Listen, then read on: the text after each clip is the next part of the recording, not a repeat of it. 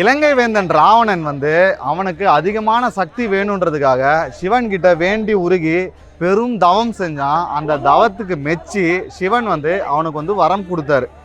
அவன் என்ன வரமா கேட்டான் அப்படின்னா, சிவனோட சக்தி இருக்கிற மாதிரி, மொத்த சக்தியும் இருக்கிற மாதிரி ஒரு ஆத்மலிங்கம் கேட்டான். சிவனோட ஆத்மலிங்கம் கொடுத்துட்டா ராவணன் மிகப்பெரிய பவரா மாறிடுவான். சிவனுக்கு தெரிஞ்சாலும் அவனோட தவத்துக்கு வரம் கொடுக்குறேன்னு வாக்களிச்சதுனால அவரால் எதுவும் பண்ண முடியல. அதனால சிவன் வந்து ஆத்மலிங்கத்தை அவனுக்கு கொடுத்துட்டாரு.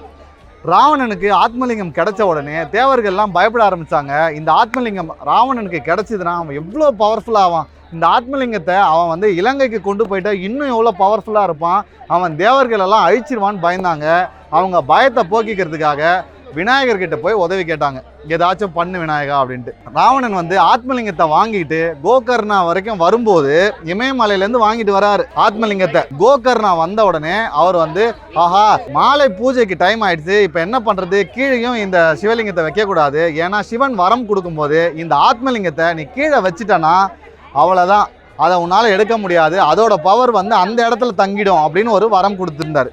அதனால் ராவணனால் இந்த லிங்கத்தை கீழேயும் வைக்க முடியாது, அதே மாதிரி சிவனுக்கு வழிபாட்டையும் நிறுத்த முடியாது. அப்படின்றதுனால அவன் என்ன பண்ணுறதுன்னு முடிச்சுட்டு இருக்கும்போது விநாயகர் வந்து ராவணன் முன்னாடி நின்னாரு. அதுதான் இங்கே சிலையாக இருக்குது.